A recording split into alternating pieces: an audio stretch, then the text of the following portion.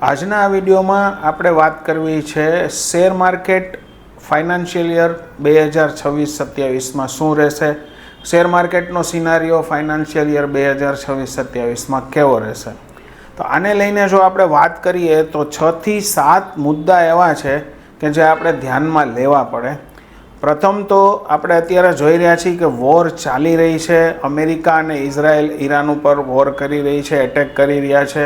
એટલે એમાં પણ ક્યારેક ક્યારેક વચ્ચે સીઝ ફાયરની વાતો આવે છે, સમાધાનની વાતો આવે છે, નેગોશિએશન ચાલુ છે, પરંતુ આ વોર હજુ પૂરી થઈ નથી અને સીઝ ફાયર ટેમ્પરરી હોય એવું લાગે છે, કેમ કે જે રીતે સ્ટેટમેન્ટ્સ આવે છે, નિવેદનો આવી રહ્યા છે, જે રીતે એના ઉપરથી એવું લાગે છે કે આ કામચલાઉ સમાધાન છે, પરમનન્ટ નથી અને કોઈ પક્ષ જાતું કરવા તૈયાર નથી। એટલે કે વોરની બીક આ વર્ષમાં સંપૂર્ણપણે રહેશે, એમાં કોઈ શંકા નથી।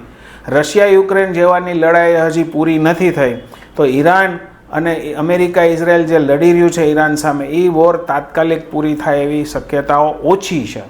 બીજું, ચૂંટણીના પરિણામો આવતા મહિનામાં આવવાના છે 5 રાજ્યોના, એને લઈને પણ બજારમાં મુવમેન્ટ મોટી આવી શકે છે। પરિણામો કેવા આવે છે એના ઉપર પણ શેર બજાર રિએક્ટ કરી શકે છે।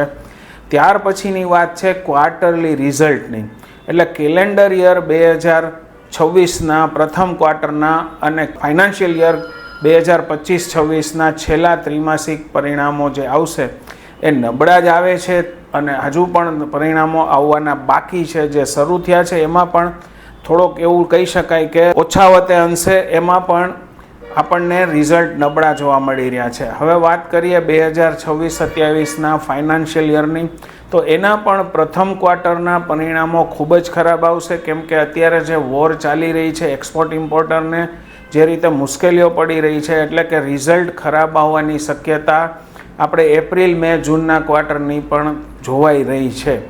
ત્યાર પછી ખાસ મુદ્દો એ છે કે ટેરિફ બાબતે પણ હજુ નેગોશિએશન ચાલુ છે।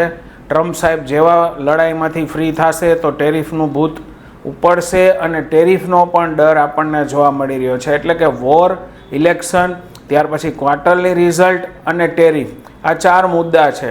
હવે IMD દ્વારા હમણાં પણ જે આપણને જાહેરાત જાણવા મળી કે ચોમાસું નબળું જશે, 90થી 95% વરસાદ પડશે, એટલે એવું કહી શકાય કે ચોમાસું પણ નબળું છે, કૃષિ પ્રધાન દેશ છે, જો ચોમાસું નબળું જાય તો એ પણ એક નુકસાનકારક રહે।